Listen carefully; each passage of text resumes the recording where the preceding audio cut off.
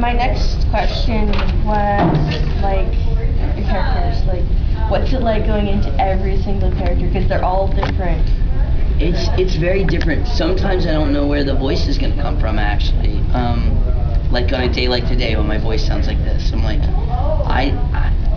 at certain times I've been working and I'm like, well, my voice isn't going to lend itself to this. And all of a sudden, this little squeaky voice comes out. It's really interesting, but in some respect it's harder because that's all I get to work with. A stage actor gets a costume and lighting and so the echo. Sometimes I don't get a lot to start with, but that being said, I think it's even changed my outlook on different things to be able to live in someone else's shoes, even if only for like a long enough time, like an episode. It's neat.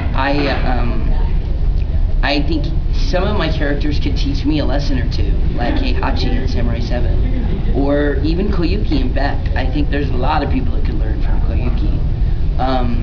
There was also Kaoru, the director's cut.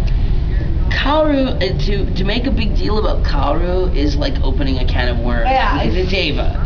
Is Kaoru, does Kaoru love Shinji or does he love Shinji? Is he male or female? Is he the Christ figure of the story? I mean, when you talk about Ava, you really talk about opening, symbolism and mythology, reading, twice as much into what you're looking at as probably you should, but you can't help it. It's Ava. It's for me, like for myself, like when I realized, hey, you did that character, it's like, whoa, didn't know that. Well, and the funny thing, Kaoru is a neat character because to have as little time on screen as he has, I mean, literally, it only took me 4 hours to record that part. Yeah. 4 hours, as opposed to like sometimes I record 8 and 9 hours on a tiny part.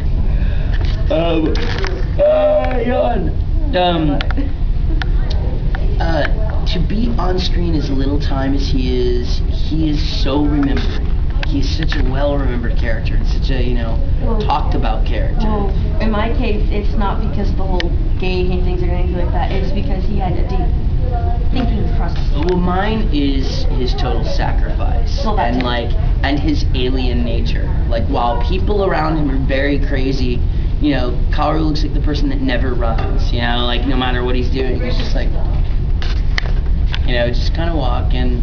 And being at ease in really weird situations. I think the director's cut's such a cool thing though, because you really see him getting indignant with Sele.